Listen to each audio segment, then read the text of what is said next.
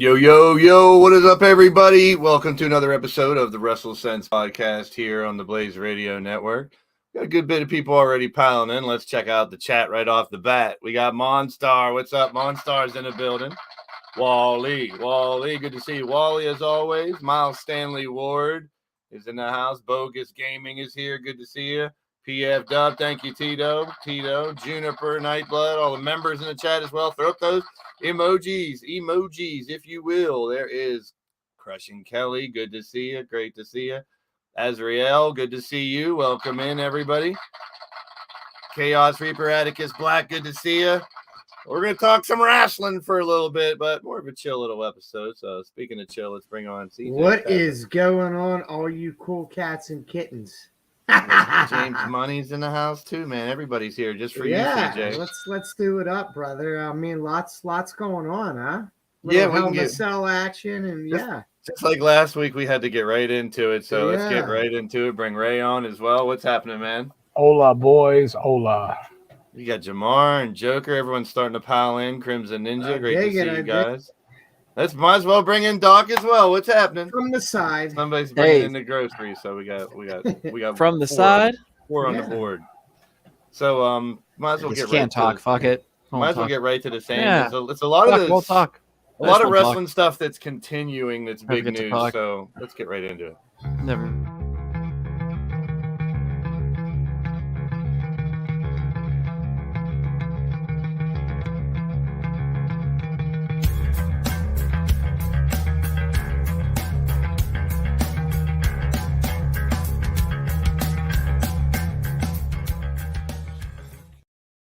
All right, no one gets to talk. We go right to this guy because he's been talking. Well, he did his talking. And now, we were just talking about it a little bit right before we got on here.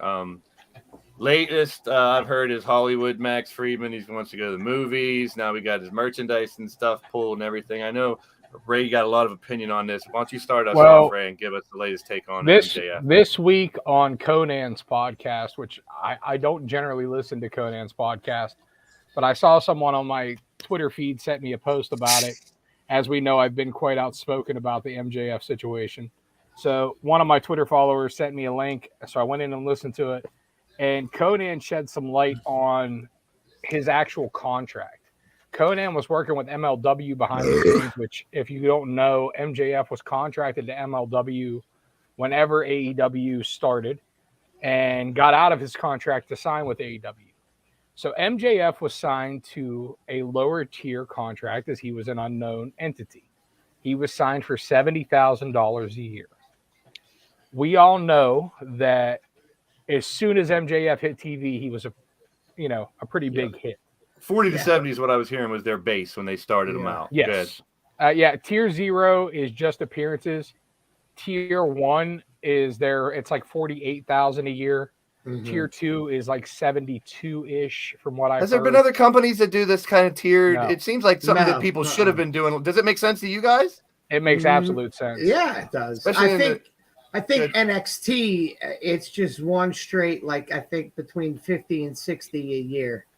Yeah, we know we have friends who signed to NXT. Yeah. And that's around what they started at. And then they get merit bumps, but there's no tier system of like, okay, you've earned to move up to this or to move up to that. Seems like so MJF made a significant jump from a tier 1 contract, which was $70,000 to a tier 4 contract, which was $1 million a year. Yikes. Within his first year of being in AEW. Now, he signed a 3-year contract, as we know, which comes up here shortly. So, in my opinion, you're making $1 million a year. Yes, there's people making more money than you. The tier 5 is like $1.5 million a year, and then there's the guys who have the Jericho and Punk contracts, or somewhere in between that aren't in the regular scale. And I think that was part of MJF's complaint, is that he's not even a tier 5 contract. But remind you, he got a pay bump 1 year into his deal, which I think as being a employer who, you see it in the NFL all the time. Once you sign the contract, you can complain and bitch all you want, but you're under contract. Yeah. So, if they're gracious enough to sign you and bump you early because they see the talent and the value, that's a pretty awesome thing, but not necessary. Now, does MJF deserve more money? 100%. Yeah. But does he deserve more money at the end of his contract? Yes. Also 100%. Yeah. You know what I mean? Like, that's kind of I'm hoping that this is a work. The fact that they put him on TV and let him cut that promo makes me think it's a work. We've all seen the reports now that Discover and Warner Media don't like the work. They don't like what MJF's doing right now. So we'll see. That's I just thought it was pretty interesting that they bumped him from $70,000, 72-ish, to $1 million. Yeah. Now, how many others were making over $1 million at that time? That's another thing. Like, that's there's probably not too many. That's 140% pay increase. Yeah, that's huge. That's pretty fucking good. So another thing beforehand I mentioned it's always a red flag to me, because I think the businesses, they take his merchandise down. You can't buy anything to make extra money on the side from this guy anymore for that company. So, like, Doc, where you stand on the whole MJF thing right now? Work. I still think it's a work. I think that with the wrestling world today, you always have that one disgruntled employee that got to yell at the boss. And I think this is it. I think he's talked to him. I think they've worked out a deal. And I see, MJF for the long haul, and I see him becoming basically, as much as I want to say the next Stone Cold, I know there's a huge difference. You got like the douchebag with the scarf, and you got the beer swilling redneck, but still, it's kind of in the same ballpark. Austin and MJF are in the same ballpark. What I mean by that is, I'm angry at the boss. I'm going to motherfuck the boss on TV. Let's see where it goes. Do I see Tony Khan getting involved? Not exactly. I actually see him getting his agents involved. Like we've seen some of those guys come out. I think that's what you see. My whole issue with it is just, as we've talked about, is the way he's went about it, in my opinion, with the Twitter shit and stuff. Like, if you read Jericho's book, if you read Bret Hart's book, if you read any of those guys from that era's book, they all had blow-ups with Vince McMahon. They all stormed into his office and argued, and whether you can take their accounts at 100%, right? I'm sure it's more 70%. That shit was never put out to the public. You know what I mean? And like we saw this with the Sasha Banks and Naomi bullshit, where again, this does nothing to further anything. Like your concerns being voiced in the back, but you still doing your job is the way to get things done. Not crying and pissing and moaning on social media. Well, this is another thing here that Brandon Ace brought up. That was another thing. Do you hot shot him? Do you send him right up to the title picture? Let him grab it while the opportunity is there. It's like, CJ, where would you sit on, like, if they would just take him right to the top and put the belt on him? I think you let this. I think you let this marinate and see what happens. I don't think you need to hot shot him. He's big enough without being in any type of title picture, whether it be heavyweight, TNT, whatnot. He doesn't need to be in that picture to be the most talked about and most viewed part of Dynamite when he's on. Yeah, but they had nothing about him yesterday. I was looking forward to seeing him in that battle royal. I'm kind of with Brandon Ace, but I don't think he wins it.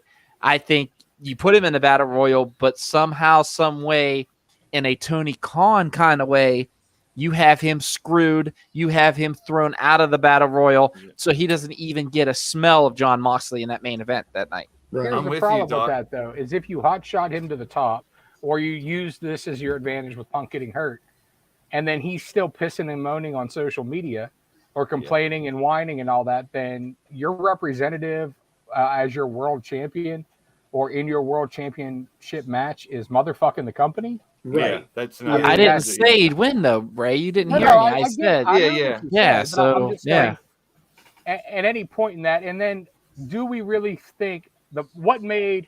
I get your point about Austin, but what made that Austin thing was McMahon. As good as Austin was, it was because McMahon was so good to play off of. McMahon was a great character on TV. You don't think Tony could do it? McMahon was built like a brick shithouse and believable to get in the ring. Yeah, I don't see that. I don't see that charisma. I don't either. That physicality.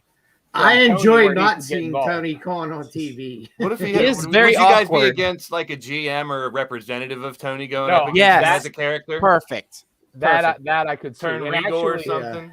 And actually, Sanjay Dutt could go out there. You could send. I mean, I know Sanjay Dutt's really busy right now with the. I say Jerry Lynn. Jerry Lynn would be perfect. Yeah, Jerry Lynn would be great. But what about we're all overlooking somebody who they made a big deal about coming in. He's only done commentary. We know he can play any character. What about the Big Show? Big Show. The Big Show being a management consultant. Yeah. You know, and a complaint department. Right. I'm just saying, if he was a management consultant, at least you would have a physical presence, right, that could put a face to the company, versus 113-pound Tony Khan that looks like he's on cocaine sometimes. Thank you, PFW. Thank you, Monstar. By the way, yes, I agree with you on that one, Ray. So MJF from here on out, like, now the big question is going to be like, do we hear from him? And every week that we don't, it's going to get deeper into. I just thought about this. Can I get 1 second, Blaze? I'm so sorry. No, please. I didn't get to do an intro or anything. What I'm going to say is this. CM Punk's injured. He has to earn a paycheck somehow. Make him the general manager. Make him, and they already have that heated feud. If anybody's going to screw MJF right now, my God, CM Punk would be amazing. Yeah. We know I don't know like that. Yeah, I don't disagree with you at all. No, it's another way to continue to use someone while they're on the shelf. And we'll talk about people on the shelf later, but let's go right into an injury, if not someone on the shelf. And talk about the big black mark on the wrestling world here. Can I just throw something out here real quick? I had several people say to me, "Oh, that's makeup." No, none of that was fucking makeup, dude. Mm-mm. And I always respected Cody, but I have even the more utmost respect for him going through with it, because he didn't have to, even though doing so wouldn't further his injury. But kudos to him for working through the pain and putting on.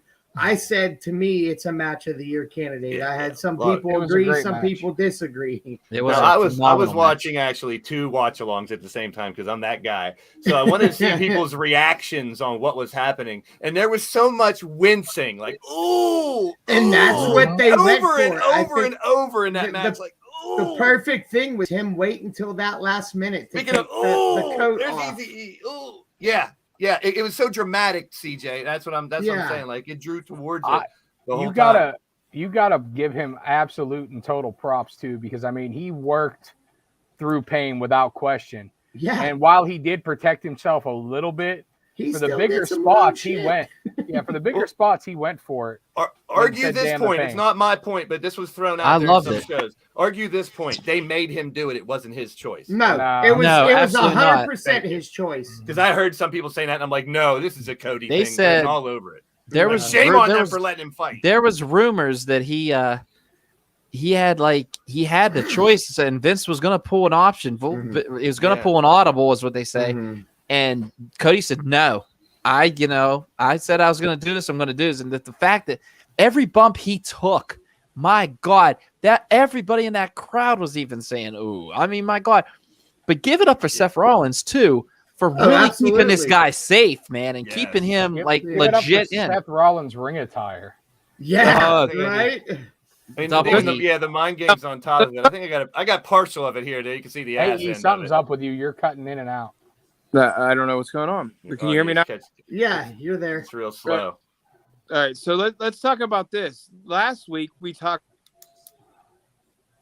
Cutting out again. And he's paused. Okay, so did you guys see that the bruise went further down his arm now too? Yeah. I want to throw something out there. So they had it was on one of the wrestling things, but they had a surgeon who's not obviously busted open. Yeah, I listened to it. Well, I actually didn't hear it, but I read the article. Yeah. But the surgeon said that he can't do any more damage to himself at this point. Yeah, that's what I heard. Yeah. That if he can fight through the pain, he could do it. So, what do you guys think are the probabilities that he fights through the pain and does the Money in the Bank ladder match? No. He had surgery, I think, yesterday. Now, if they find him a way to get that briefcase as a mystery opponent, he's cool for a while. He doesn't need the briefcase for a while. Did he have the surgery? Is that for sure? He did. Yeah. Both Punk and Cody. I saw Punk's surgery happen. Yeah. Can you guys hear me now? Yes. Yeah, you're in now. Yep, you're here. So let's talk about the fact that we talked about, 2 weeks ago now? Was he a bigger star now in WWE versus AEW? And we said he doesn't have to put his body on the line to be in WWE. And then he goes out and does this. He found a way to do it. Yes, sir. I'll show you. That's exactly it. But my point about this whole situation is Cena did it. Cena did it 3 months ago. Or he did it in 3 months. Came back to Royal Rumble. And then...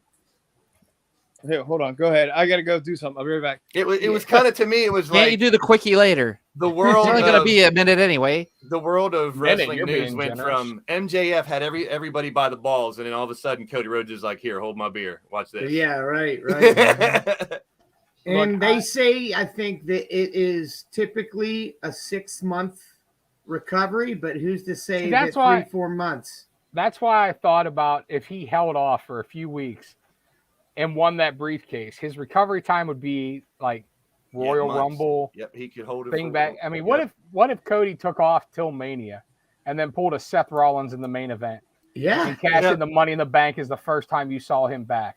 Yeah. My fucking God, would that place? I'm hearing that the likelihood that he will be back before the Rumble, but I'd say hold him off till the Rumble and have him be a surprise entrant in the Rumble. Yeah, it's the most bang for the buck. That would be an Edge like pop, I think, too. Oh, for sure. I mean, nothing's going to touch that Edge pop. Nothing. No. But that's something we need to get into because we'll definitely get into that. So it carried over. And he got attacked again after. It was a pretty damn good swerve. It kind of caught me when Seth Rollins I thought they were going to try to turn Seth baby face, which we'll talk about later, because Cody's going to be out, and then Seth did the whole swerve. So this was perfect. To jab it right into the bruise was the thing that made me wince. Like I can see him doing bumps, not using that side of his arm, but they were targeting where the bruise was. As they should have been the whole time. Seth was being ginger with it. I mean, he might have looked terrible, but Seth's an excellent worker and knows what to do. Absolutely. They made it into gold, man. They made it into gold. One stat I did see, which I thought was kind of interesting, is Cody Rhodes right now on WWE television. His segments are pulling 30 to 40,000 more viewers per segment versus everybody else. Oh, I'm not surprised.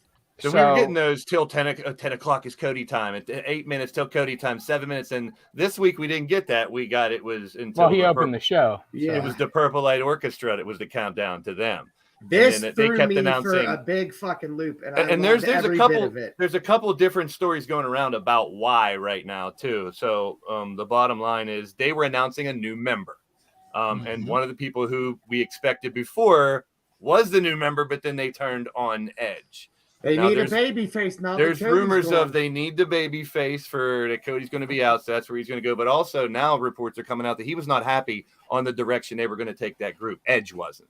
So he wanted out at the time as well. Yeah, Edge never wanted it to be a supernatural is what I've read.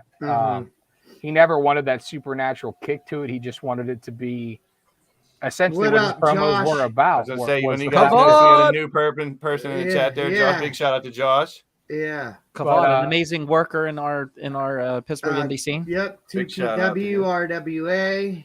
He's awesome. From everything that was read is that Edge did not want it to be a supernatural. What's up, Boat? Did not want it to be a supernatural gimmick. He wanted it to be more about the undervaluement of talent and the usage of talent and the things like that, which I actually love that it was more based in realism. Yeah, and we've all remarked about the stupidity of the supernatural aspect, but Vince McMahon loves that shit. That's why we've had the Taker and the Fiend and everything like that. But I think they missed a great opportunity. Damian Priest is a fantastic worker. Finn Balor is a fantastic worker. Rhea Ripley's a fantastic worker, and Edge is a fantastic leader for that faction.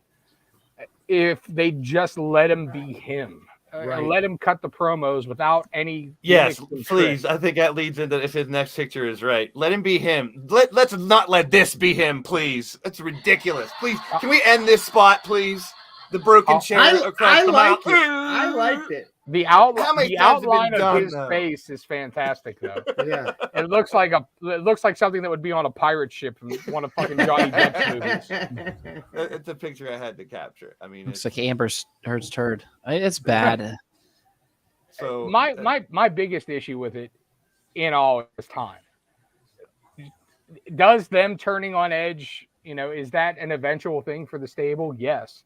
Is one of the guys stepping up and Edge going back to being the babyface? Yes. But it's been fucking 3 months? Yeah. I mean, that was a big gripe, I think this was the audible that they pulled for Cody. They need a top babyface. Mm-hmm. The top babyface, Edge could do it. Edge could do anything. Edge could shit in that ring. Yeah. And guess what? They're still going to love him. That's why I'm not mad at this. I want to see Edge going back to being. I liked him when he was funny with Christian and stuff back in the day. So who does Edge assemble is the question. So Edge could eventually. I hate to say it. Edge has to play the role of pretty much Nick Fury right now and get an Avengers group going to go against these guys. Their NWO and he's got to battle them all himself one by one, or he could get a group. I'd rather him see him get a group. I'm just playing both sides of the coin. I would have much rather them kept Edge in the group for right now and elevate Kevin Owens and flip him babyface.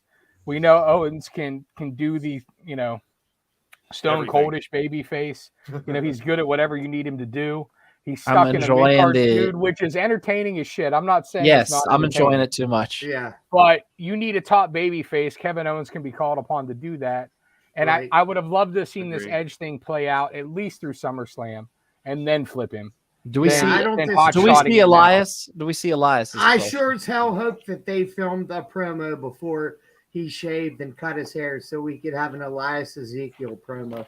No, they need to throw a shit ton of money at Sandow and just make it happen, like for shits and giggles. The entertainment value. I think he retired. There's Hollywood. It's WWE, bro. Yeah, I'm retired. I know. Write me a decent sized check, and my fat ass will roll down that ramp. So you guys are probably wondering why I got this picture. And it's for a reason because they've been having interviews from this podium with the fans behind them. And it was Corey Graves, I believe, who called it the Okerlund position this week. And I fucking loved it. Absolutely. We got the gorilla position. So now we have this, which was the interview with Dolph. I mean, the fact that, what's his name, almost came out and he attacked him, I don't really care. It's the old school feel. Doc, you're an interviewer, announcer. What do you think about the Okerlund position? Been dreaming about doing an interview like this since I was a child. I mean, it's probably one of the most iconic things when it comes to like the 80s. slash more 80s than anything. So I loved it. I love the fact that they featured a crowd in it, and it just gives that extra push for whatever talent is getting interviewed, because it kind of introduces them to the crowd too. So basically they brought back Robert Roode. Let's go with it. And I see they're kind of changing the Dirty Dogs aspect a little bit. So why don't let all the fans see it? I kind of dig it too. I love Roode. I wish they would have done with Roode in WWE that they did with him in NXT and made him the badass champ he was with the suits and the Roode's such a dick. It's not even funny. Oh, fuck off! You're high. You're just mad because he. Oh, you're just mad because. Hey, I love Beer Money, man. Beer Money's one of my favorite tag teams. Beer Money's a great, and you know what? He wants nothing to do with Beer Money. When you talk to him about it, he was so fucking blown off by it. It fucking really pissed me off because Beer Money was a great gimmick. It was good. I enjoyed he wants nothing to do with it. Like, he was such a dick that whatever he does on WWE television, and I hope there's somebody out there that can tell me that they had a better experience with him, but I bet you can't find one. But, have you talked to other people that have had experiences with him? No, I haven't. Okay, so there we go. Off on an easy E tangent. Anyway, has something to say. I'm a king for a soul fuck. I've had great experience with the Okerlund position, everybody. The easy E position. About the Okerlund position. Right, I do love the Okerlund position. It's just something different. Every promo's in the ring, you know, it gives them another place to differentiate and let some things happen. One benefit of that position too is if they're doing an interview on the ramp and somebody's going to attack them, you can see it. If they're in the ring and someone's going to attack them, you can see it coming. With that Okerlund position where they zoom tight, you can't see if someone's about to get jumped. You can't see if somebody's lurking. And that can add a little bit more sauce to those promos and to, you know, some interaction. Agreed. Good to see everybody. So last night we got the announcement of we were chit-chatting a little bit about this right before the show too. Another mid-level belt here in AEW, and the question that I posed to everybody, is there too many belts? Yes. I knew that was coming from at least one. I think it's fine, but like we talked about prior, is we wanted the trios title first. Yeah, the timing of this title, this tournament, this title in general, I think is piss poor. Like right now, you just had CM Punk, you're crowning an interim champion, so now we're going to cloud up that scene by doing the tournament for this. That should have been put off. Yeah. Secondly, I would have much rather seen a trios title. There are so many tag teams and so many factions in AEW, which I love. I love the emphasis on tag teams.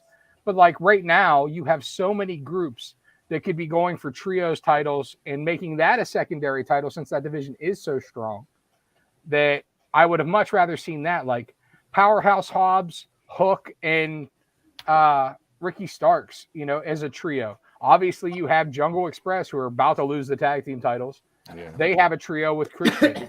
You have any of the Undisputed Elite, any of the Best Friends, any of these Japanese contingent coming in. Dark Order, House of Black, yeah, Dark Order. There's so many trios that we could really get some sauce in there, some, you know, a little bit of something in there, and with feuds having some more meaning than just personal circumstance. Right. Where I don't think we need that in the singles right now, because, you know, you have your FTW, championship AEW, happening, TNT, TBS, ABCD, ESC, now, and all that. As far as the first match, Buddy Matthews and Pac tore the fucking house down. That match was match awesome. of the night. I thought. Now, there's six guys that I expected names that I thought would be in the Battle Royal, because that was for a world title shot. So it kind of, you know, we didn't know about these six names till later, and I was like, I like giving new names a shot at that Battle Royal, but to me it was a little anticlimactic when Kyle O'Reilly went to the Moxley match. That's just me. I didn't think, as much as I love Kyle O'Reilly, I couldn't see him representing AEW in that world title thing. I would have much rather seen Wheeler Yuta win that and go against Moxley. Me too. I knew Moxley was going to win it anyways. Right. And the crowd was really behind Yuta, and they've had phenomenal matches. Not that the O'Reilly match was bad. It wasn't. No, it was good. But O'Reilly has gotten, in my opinion, just a little too much TV time lately. They're wearing him out a little bit. But then there was people that disagree. There was people that weren't in these the Battle Royal or this tournament, and the name was Wardlow. And I hope for God, as much as we all love Wardlow, hope for God his new thing isn't Wardlow's World. Yeah, it always has been. It has been. Yeah. Yeah, he's been doing those promos and using that saying. He was doing that in IWC. I'm not. Yeah, well, I hope it comes across better because it didn't the first time he did it. I like it. But I mean, I think throwing him in the we talked about that too. The TNT title picture is his excuse for not being in this, and he kind of elaborated more why he wasn't in this because he wanted Punk. I like it. I mean, I like him saying CM Punk's my champion, and that's who I want to verse for the title. That's what I'm saying. I'm glad they had people explain because otherwise you're like, why weren't these people in the tournament? Why weren't these? I mean, have they explained the Brian Danielson injury at all? Because I don't think they touched that at all last night. No, they did not touch on that. No, they're not going to. And why not? The reason is what happens if he comes back early. Everything that Brian has ever done, he's come back early on, except the concussion. Good to see it, Earl. That's true. I mean, I think that's the last. So they don't know how long he's going to be out. But that, in my opinion, that would have been the perfect person to win the interim title. Yeah. I mean, he's been having fantastic matches. I would love to see him and Punk go at it when they come back. That's a dream match. Yes, we got in WWE, but we didn't get the way we could get. We're bouncing right into the next segment because we're already on it, and it's just 6 senses. We're going to flip it, but we're already talking about it. So let's get right into the next segment. Yeah, they can move to this. Your soul, man, they can move to this. It's brand new. Open your eyes and realize it's the new guys. Y'all familiar. Scorpio Sky, Jeff Hardy, Adam Cole, Brian Danielson, CM Punk, Randy Orton, Cody Rhodes. Doc, can you remember a time where that many big names in two companies are all on the shelf at the same time?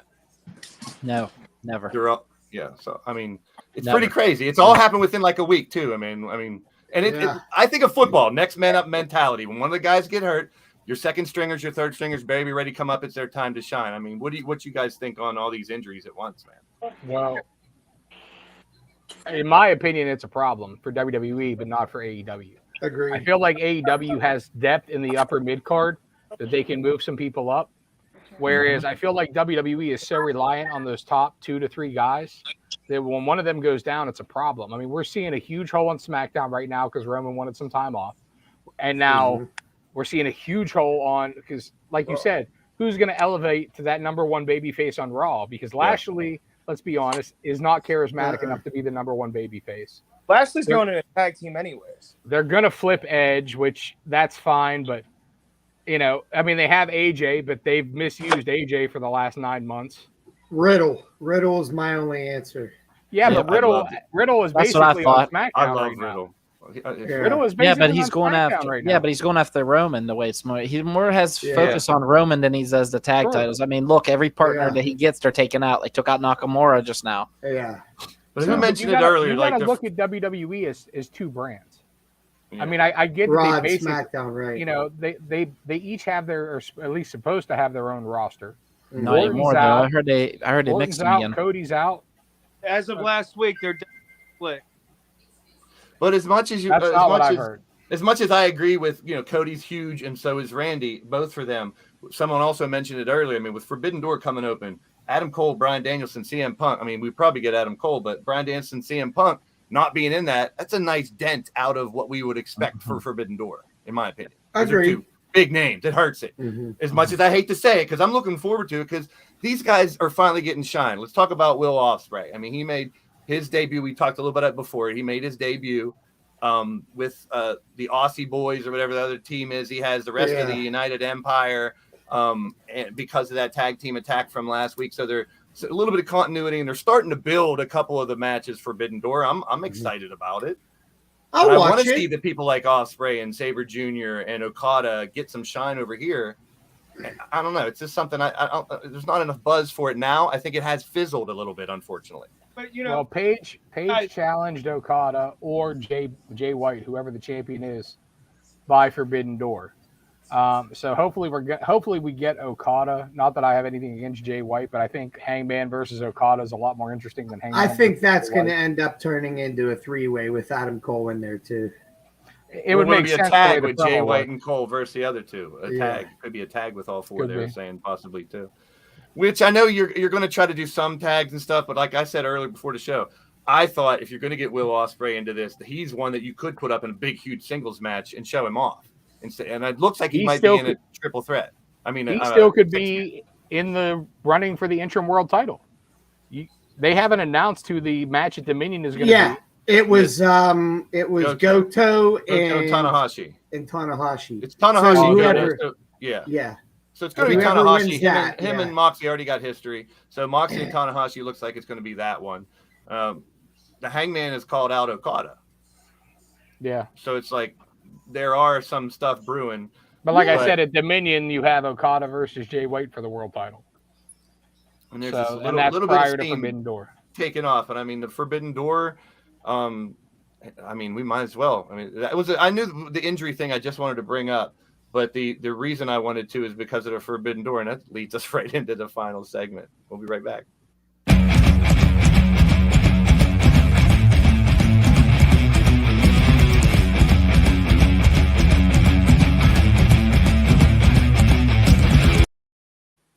Okay, this is a segment where you guys out there in the YouTube world get to see my friends jag on me real hard because these fuckers can't follow rules.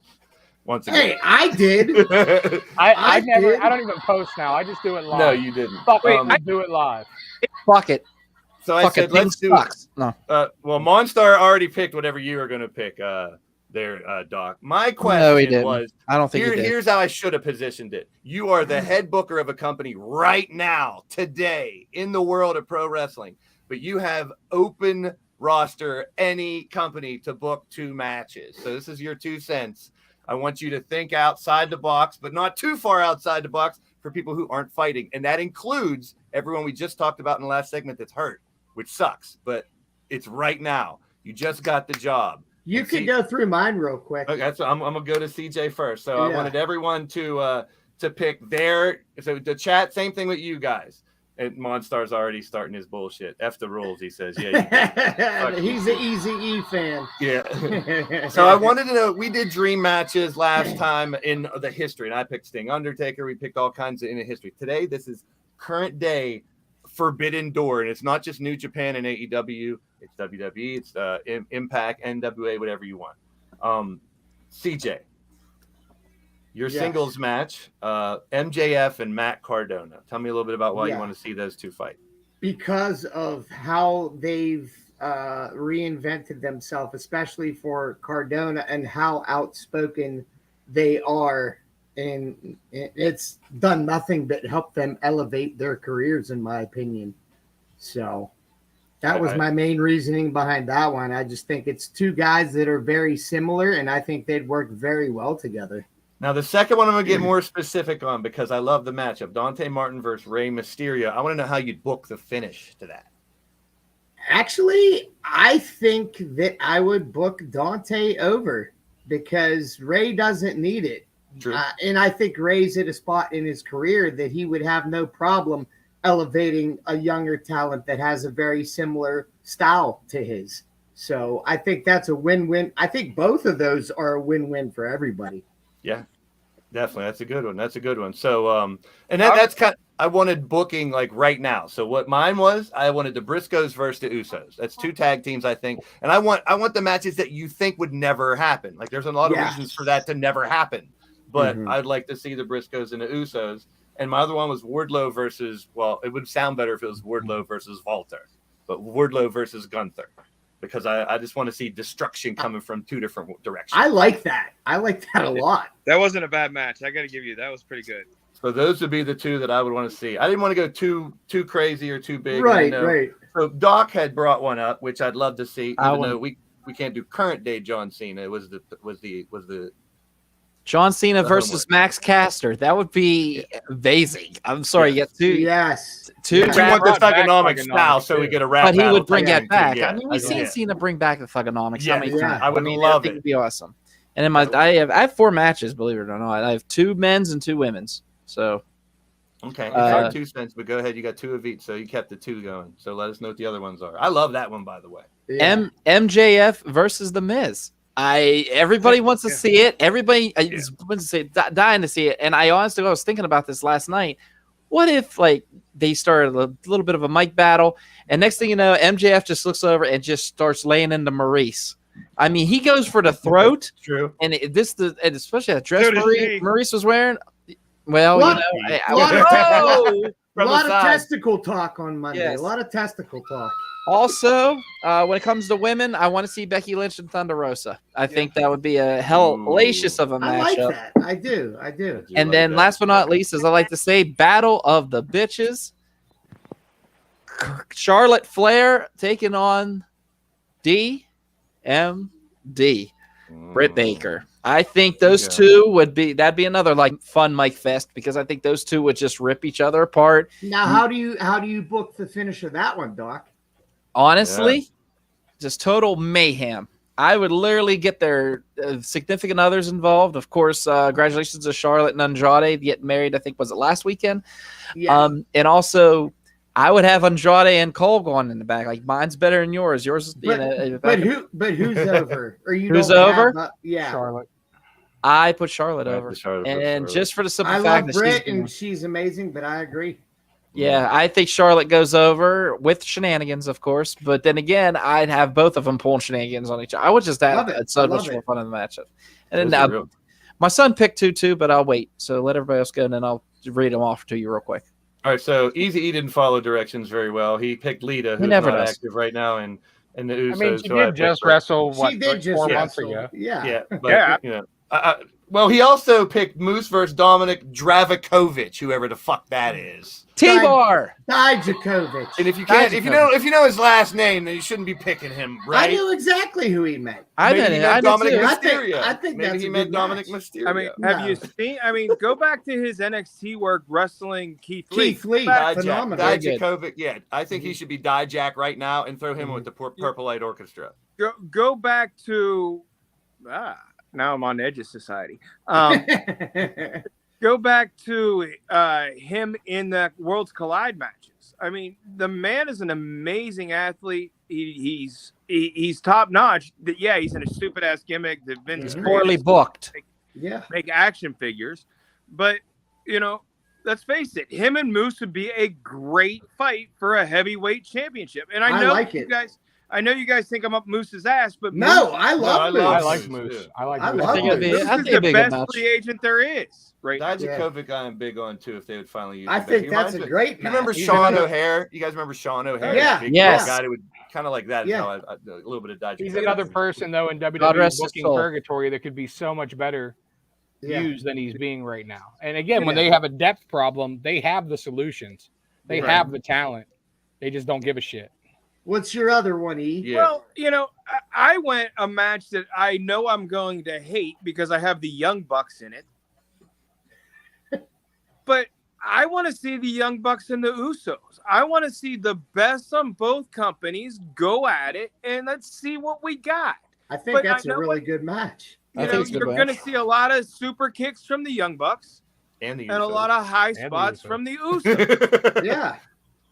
They all super kick a shit ton. Yep. They both have very similar styles. I really dig that. You're a closet Young Buck lover, aren't you, Easy? You got posters of them everywhere in your bedroom, on the ceiling. Come on, man. From the side. Yeah, from the side. You know, but Baker versus Gail Kim, I'm down for that. Going back to my third one, which I thought was pretty damn good.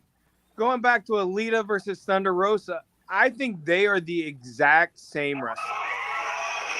I love them both. I'd love to see that. I think they're similar. I don't know about the same exact. I'd love but I dig it. I dig it. Wouldn't kick him out of bed for eating crackers either. But all right, Ray. Well, I did the two.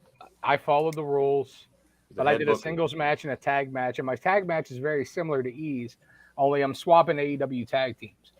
I would like to see the Usos and the brothers, the Lucha Brothers, Penta and Phoenix. Okay. Again, you have that same dynamic that you have in the Young Buck matches. You have a brother team against a brother team. But I feel like their styles, while, like you said, the Young Bucks and the Usos have a very similar style, we've seen how the Lucha Brothers style, with their fast-paced, crazy lucha shit, mixes with the Young Bucks, and they've had fantastic matches. I think their style mixed with the Usos' power and finesse style really gives you something, and it's also something you've never seen before.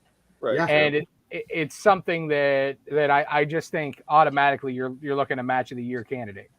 And honestly, I feel like that any of those three teams would be interchangeable to be so freaking Ray. awesome. I'll ask you, DH. Out of all of those, who do you book to win? Out of all of those two matches that we just talked about. Actually, I would like the Lucha Brothers to win. I feel like as good as they've been, they are the least, I guess, the least push tag team of the bunch. Right. I mean, obviously, the Usos have ran rampant over WWE for years. The Young Bucks always get there just as being one of the best tag teams of all time. Yeah. And, whether you hate them or love them, you give them the credit. But I feel like the Lucha Brothers don't get that same level of respect, and they fucking deserve it. They are amazing. Dude, that Lucha Brothers Young Bucks match from Rampage was amazing. Fucking fire. Fire. Yeah. Let's talk about real quick the tag team thing before we get anywhere. This Hardy's coming up with the Bucks for the titles with Lucha Jurassic Express. Yeah. Rumor from today is the Hardys are going to get it, the title. You would think. I don't agree, but you would think to give him the belts while they can right now. And I mean, we talked about Jeff and the condition he's in. You might as well throw him on that injured list. I think he's okay, man. He's getting through it. Maybe he's playing it off. Maybe that's part of it. I mean, he did want to bring Willow back for a while. I mean, could he possibly be teasing that craziness? No, look, dude, he was so high, drunk, whatever he was. I disagree. His boot was injured. off for how long, Craig? Because he has an injured foot. He's injured. Yeah, he's injured. Yeah. Well, they said his ankle. Yeah, he said his ankle was jacked up and heavily taped. Is what some shit I saw, which is why the boot was. I mean, that answers for the boot, but he did look not there. He did look like he was not there. But doesn't mean he was high. Apparently, he almost got a concussion. He said so. Yeah. Yeah. So I heard he got a concussion. That's what I mean. Get your bell rung. They used to just call it. Now it's concussion. Yeah. So, and then back to the match thing. My singles match is an obvious one for me. It would be Kenny Omega, but as the leader of the Elite, he needs the stable behind him versus Reigns and the Bloodline. Obviously, this is a singles match, but I want the Elite involved. I want the Bloodline involved. I want shenanigans. Mm-hmm. And honestly, Roman Reigns is so underrated as a worker, but when he has a really good partner, he's fucking awesome. Yeah. I mean, I'm not discounting him as a worker, period. He's a very good worker all around. But when he really has a partner, like when him and AJ Styles did those matches back in the day when AJ was starting to first get pushed, and like when he did the three-way with Edge and Daniel Bryan and did the matches with Bryan, the matches with Cesaro. Yeah, I think it would really be an amazing match, and their style really lends to each other because Reigns is a hard-hitting son of a bitch, and Kenny's V-triggers are the realest-looking move in wrestling. Right. You know what I mean? So I think, and that's a match that you're never going to see. You're not going to. Yep. Kenny's not going to WWE, and Reigns isn't going to AEW. So for me, that's a fantasy that I'm just going to keep dreaming about. Just like you dreamt about Sting and The Undertaker in the fucking 90s. You got to dream about that now because it's never going to happen. Doc, what are Bodie's? Wait, can I say something real quick? Yeah, go ahead. Would Vince ever book that match being that Omega's size is a problem? I don't think Omega's size is a problem. You say that Omega's size is a problem, but I don't see that now. Omega 10 years ago size was a problem, but Omega's pretty jacked now, dude. He's beefy, man. He's 6'2". When I met him, and talked to him, I was kind of surprised by his size. I mean, he's a lot bigger than he looks sometimes on TV, especially back in the day. But he's a thick son of a bitch now. Yeah, now Reigns is 6'4" and 280, whereas Kenny's 6 Easy. Or I think Reigns is 250, 240. Say that's Kenny Omega's face. He ain't big enough. Easy. Whereas Kenny is 6'2", 220. So I mean, you're really only talking 20 to 40 pounds. Yeah. And 2 inches. And a couple inches, right? Yeah. Right. Yeah. So I mean, I don't think it's that different as. No. You put Jungle Boy against Roman Reigns. Now we're talking something different. He's getting a little bigger too. Give him time. He's kind of young. He's putting on some weight. Bigger, but right now he looks like something Roman Reigns could have shat out. So he ain't gonna get taller though. Speaking of upper bodies, Pac and Buddy Matthews. Yeah, are those two the most overjacked upper bodies in one match? It's like those big things they put on each other when you bounce against each other. That's what it looked like with those two. They are humongous. Look like Buddy Oh, I'm sorry. Go ahead, Doc. I was gonna say it looked like two from a game WWE All Stars.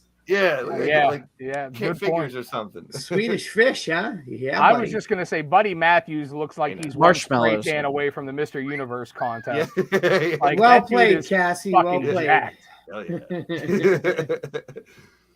They're pretty good. I've had them. I don't have that problem at all. Well, there's something Monstar brought up, and now we know that what's his name? Arn has the copyright for Four Horsemen now.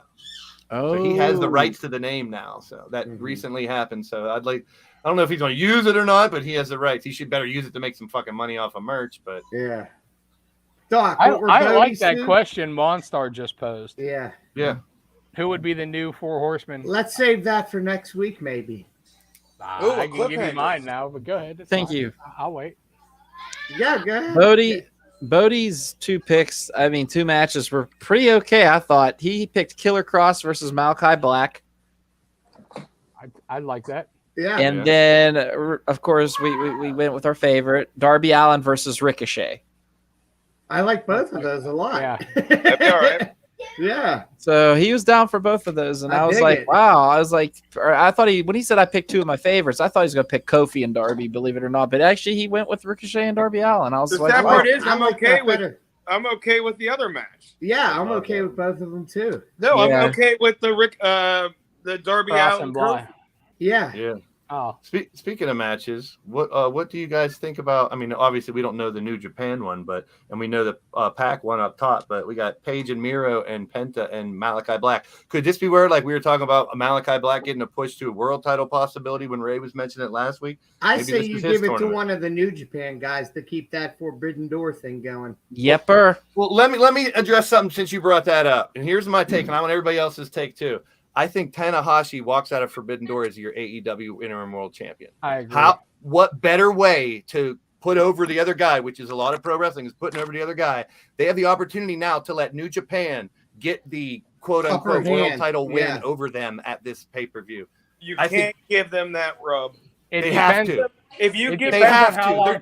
They're in agreement with me. Why wouldn't they give them the rub? It's about that. That's what it's all about. They already have the rub. Now you're going to give them your title to take over to Japan. No. You might walk away with the IWGP title too. It all depends on how long Punk's going to be out. Yeah. If Punk's going to be back in 2 months, then yes, you can give Tanahashi the title. If Punk's going to be out 6 months, there's no fucking way we can let the title go. Listen, I love Punk to death, and I have personal ties with him. Obviously, you guys know, but I broke my foot and missed 1 day of work. So, I wouldn't be Moxley he'd be the first 2-time champ if he would win it. I don't have a problem with Moxley. I have a huge problem with Moxley, but that's you wanted him to come back to WWE. You said he's going to be back by now, actually, didn't you? I would like to see Tanahashi if it's a short thing for Punk. Yeah, that'd be a great way Punk to come back and get it, Ray. That's what I'm saying. Good. As far as the All Atlantic, it's all about the Redeemer. He should roll through this fucking tournament, but he should have good matches. And I want to see him as honestly, I want to see this championship on him for the next year. Yeah. I want it to be his fucking title. I want him to destroy everybody. I don't know why I feel like this title is going to bounce around more than the 24/7 title. I don't. I really don't. I think they built this specifically for this Forbidden Door. The Tanahashi idea is a great idea, but if not, then I'm looking at all these names here, and if you're going to pick someone of the 1, 2, 3, 4, 5 people that are left in the tournament, of course, minus the Buddy Matthews, I'm going to go. I would really like to see Black get it, but man, Ethan Page, that would be kind of a cool little. That would be an awesome little underdog story. But then again, my God, the guy, I love Ethan Page. I feel he's getting very underutilized right now, and he's so awesome. Him and Sky would both have titles, too. Yeah, and he collects toys. He's even more awesome. Hey, we are down to at the end of the day, folks.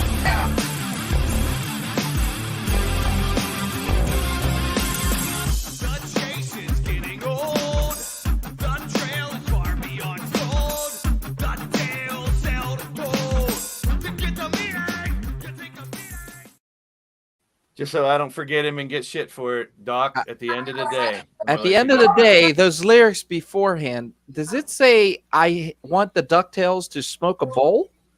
Something like, you could ask my brother. Right. He wrote those lyrics. I was just wondering. But from the did you just smoke a bowl? If you're hearing that, I don't know. At the end of the day, it's like this. It was a good show. I'm excited about where this takes us. I'm excited to see some of these mid upper card guys, get the opportunities they deserve. Let's see what can happen when the ball is in their hands. Yeah, I agree. Bottom line. We talked about it. The next man up, all the injuries that are out there, what's going to happen? People are filling in. We're seeing different people get an opportunity. Thanks, Walter. I think it's great for the business and Easy-E at the end of the day. At the end of the day, Vince McMahon still has to call John Cena to sell tickets in the summer. And let's but in all honesty, hey, it's going to be a great day tomorrow. I get to know where I'm going in the wonderful world of Dunkin' Donuts. Yeah. And at the end of the day, I get to hang out with you guys. I got to see my family today. I'm hanging out with Randy's nieces and Randy and Courtney tonight. So at the end of the day, I love you guys, but I'm going to the couch and hang out with these girls. Did the pizzas get there on time, Easy-E? Actually, you know what? We found this today. Where's it at? Oh, here we go. I asked for something. He's eating Swedish fish marshmallows. We got Easy-E's ad-libs here. He's the ultimate fluffer. Oh, yeah. The Surfer Boy pizza that they're selling now. Oh, yeah. Stranger Things. I binged all that in one day. It's such a good show. Man. Good to see you. All right, CJ Sensation at the end of the day. At the end of the day, I kind of want to go off of E's sentiments, and I'm loving the new job, and it was probably one of the best decisions I've made. So life is good. From the side, right? Only from the side. Always from the side. At the end of the day, Big Ray, what'd you say? At the end of the day, my four horsemen are FTR, Lance Archer, and Hangman Adam Page. Yeah, tune in next week. Tune in next week as we all give our new four horsemen in the. Who was the big winner for Hell in the Cell? Oh shit! Did we forget? We sure as shit did. By the look on Greg's face, at the end, at the end of the day, Blaze forgot. I have it right. Oh. I'm so trying to get us into an hour broadcast. Yeah, we are. Doc 2 goddamn minutes. Doc and Ray are our new tag team champions. And I was probably dead with last. 5 out of 6 right. CJ got 4 out of 6, and I got 3 the other way, Doc. The other way. And Easy-E, you weren't in it, but you were the champ the week before. But thank God we had another pay-per-view the following week, so you were champ for 1 week. Wait, I was the champ the week before? Yeah, for 1 week. Yeah, you didn't even show up to claim your title. I was so happy to hear about it. He pulled a Slasha. At the end of the day, it's a pleasure doing this show. We always have a blast, even when we don't have a lot to talk about. Like I told you guys before you even started, we could shoot the shit with these boys for hours. I appreciate y'all. Right. Peace and positive vibes to everybody out there, people. Stay safe. Stay tuned. We'll be back next week for everybody but Ray's final of 4 Horses.